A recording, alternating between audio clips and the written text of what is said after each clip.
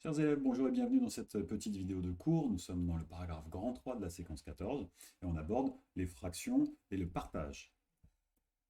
Voilà, dans ce premier paragraphe, donc ce que je vous propose de faire, c'est de rappeler qu'en mathématiques, pour traduire une portion, une part de gâteau par exemple, une proportion ou un pourcentage, eh bien on peut utiliser une fraction.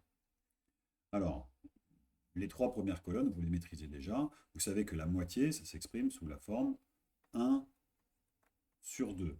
Un demi. On a partagé une chose en deux, on en a pris une part.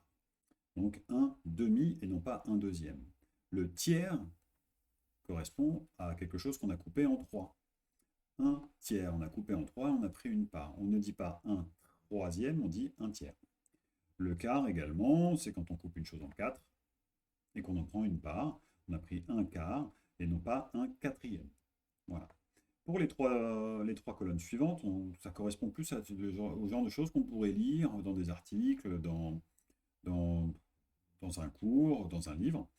Quand on va dire 3 parts sur 5, on peut tout à fait transformer ça en fraction. D'ailleurs, ça se lit ça s'écrit quasiment tout de suite. 3 sur 5, bah, c'est 3 sur 5.